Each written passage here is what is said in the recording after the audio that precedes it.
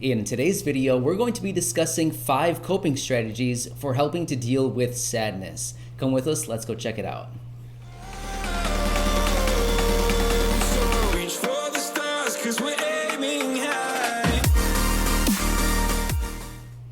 Hey everyone, it's Matt and I'm here with the head honcho, Corey. Hi guys. Hey everyone, so today we want to discuss 5 coping strategies for helping to deal with sadness. So I have Corey here and she has a list and we're going to jump through the list one by one. So let's hit it. Okay. Thing number 1, get busy. Get busy, yeah. You know, we talk about this a lot of times. It's like being productive and just keeping yourself busy is, I find for me, incredibly helpful when I'm feeling like a little bit distracted or I'm feeling sad or bothered about something. I just know that for me personally and that other people that I've connected with here on the channel, just getting busy and doing something productive can be very therapeutic. I agree, and I think something that can help if you're like not sure how to get started in being a little busier is if you make a list, and it can be like a simple list, like do the dishes, make my bed, paint my nails, or even if there's like a TV show series you want to catch up on, like write that on the list. If you have like a way to kind of check things off the list, don't you think that helps, Matt? Definitely. Because it helps you feel like more, I don't know if the word goal oriented, but like it just kind of helps you feel more productive if you have something you can like cross off the list. Even if it's something you enjoy doing, it doesn't matter. Just kind of like gives you a direction. Again, for us too, it feels like a huge sense of satisfaction when we have a list and we get to cross something off. So like this past weekend, we made a little list of things that we wanted to get done on Sunday, and we had that list and we were just checking things off, and it's like, okay, it's cool. I mean, even though they're little small tasks, it's a huge sense of accomplishment when you can check something off the list. Yeah, like I had making soup for lunch on the, like I had made a soup recipe.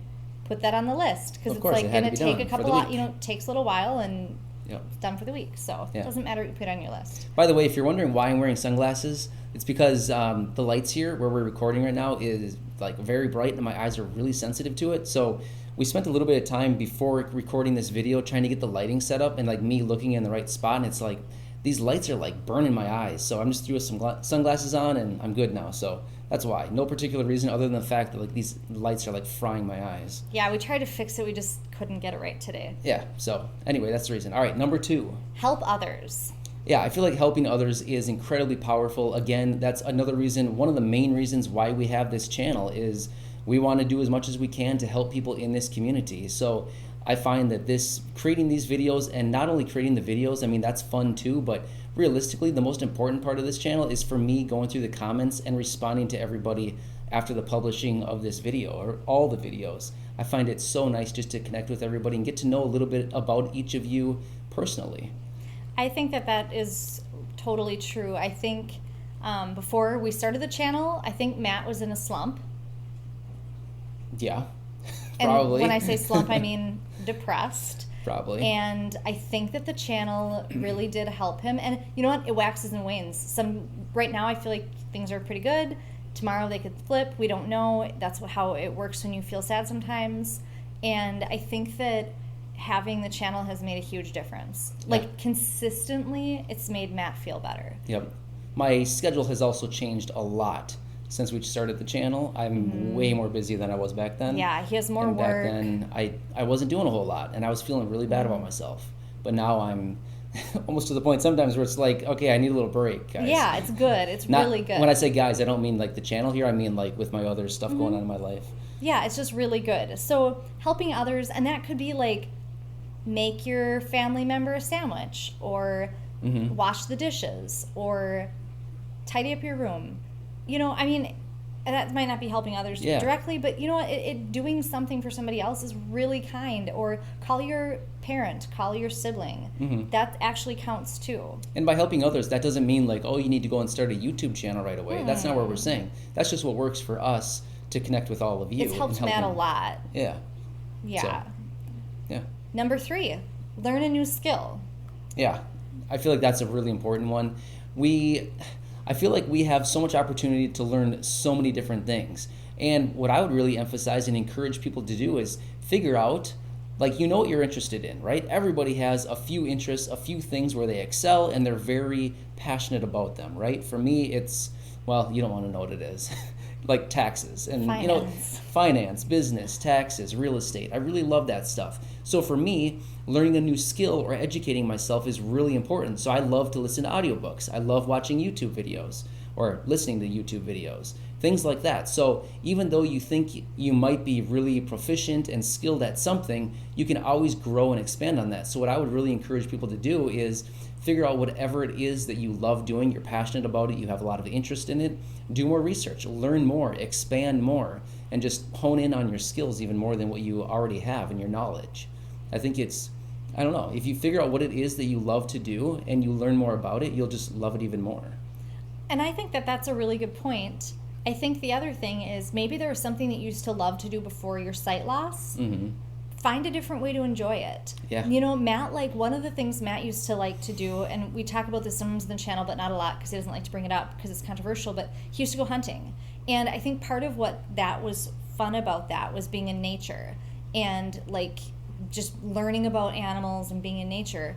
Now, one of Matt's like awesome skills that he's, I think, honed since his sight loss is bird noises. Like Matt can literally tell you any bird if it's making a noise. Not any bird. Some birds. Minnesota birds. Minnesota birds. Local Minnesota birds. And yeah. like even just like bird calling or like duck. Matt loves ducks. Yep. Little known fact. Mm-hmm. I do. He loves ducks. Yeah. So I don't go hunting anymore. I haven't in a long time. Probably like, I don't know. Oh gosh. 12 years at least, or more. Longer than that. More than that, I don't know. It was a phase of my life that I went through, and honestly, even if I could see now, I wouldn't do it. It's just I'm out of that stage. It doesn't interest me at all anymore. But and I'm not trying to bring it up to talk about hunting, but more just like that was a thing that used to be fun, but what you enjoy about that concept now is like nature. Yeah. And so maybe you can't like in your situation it wouldn't be like recommended to hunt particularly. Yeah. But you can still enjoy nature and animals. Yeah. And like learning about animals and facts and things. Right. But yeah, getting to the point of like learning a new skill, I don't know. Maybe think of something. I'm sure everybody has something out there where it's like, oh, I'd love to learn more about XYZ, whatever it is. Or like, oh, that fascinates me, but I don't know anything about it. Maybe it's dinosaurs. By the way, dinosaurs are awesome. Dinosaurs are really cool. Yeah. But maybe it's something like that. I don't know. Start doing research. Read some books. Watch some YouTube videos. Maybe find a documentary on Netflix or somewhere online. I don't know. There's just so many ways that you can educate yourself and learn more skills. And if it's something that you enjoy, you'll love it. It's just like going to college. Like in high school and all, like basically K through 12. I mean, let's be honest. Who liked K through 12? Not many people, I'm assuming. But as soon as you get to college, it's like, hey, school's kind of fun because I'm learning what I enjoy. That's how it was for me. K through 12 was not a good experience for me, but when I got to college, I was acing my classes because I loved what I was learning.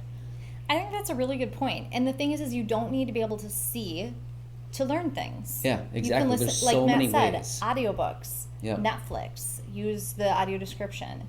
I mean... Yep. There's a lot of YouTube. There's so many ways to learn without actually having to physically read a book.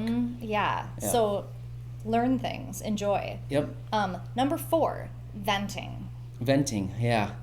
Venting is kind of a big one. I would recommend, like, people say this all the time, like, don't bottle up your feelings. And I agree with that. I don't think it's healthy at all to bottle up. If you're feeling frustrated or angry or upset or sad or something like that, I feel like it's definitely important to let it out.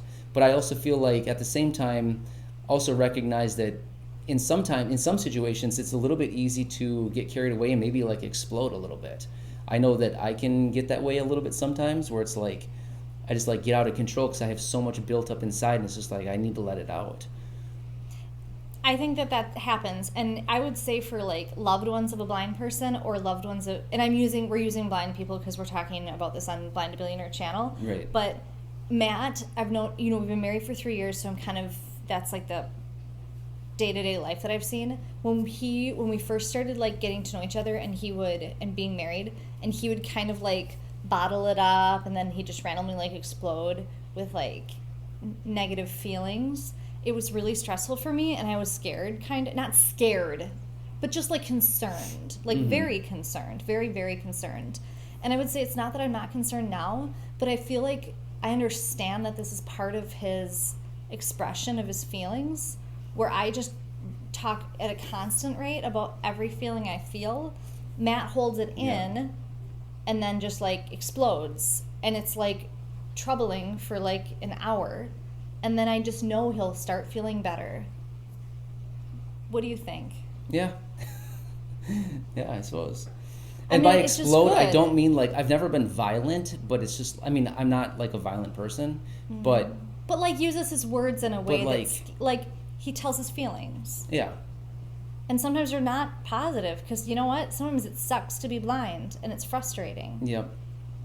But then That's true. he feels better after he says how. I mean, do Yeah. you feel better when you say how you feel? Yeah, of course. And sometimes venting doesn't necessarily mean like you need to like spaz on someone. I mean, that's not what I'm saying at all. But just having like a nice conversation with somebody, expressing your feelings, is, and just like the way that you're feeling, if you're feeling frustrated or whatever emotion you're experiencing that is not ideal, just talking with somebody about it, whether it's over the phone, in person, maybe even through an email or YouTube comments, you know, whatever you're comfortable doing, just whatever mode of communication you need to use, that's just what you need to do. Which is kind of our number 5 is connecting. So venting is sort of different, I felt like, than this connecting. So number 5 is connect with someone who is in the same or a similar situation, and this may not be your spouse or a loved one. It probably isn't. Right. And that's another thing that's really important too, is try to connect with somebody who possibly understands your situation. So I know I've said this in multiple other videos, but let's be honest.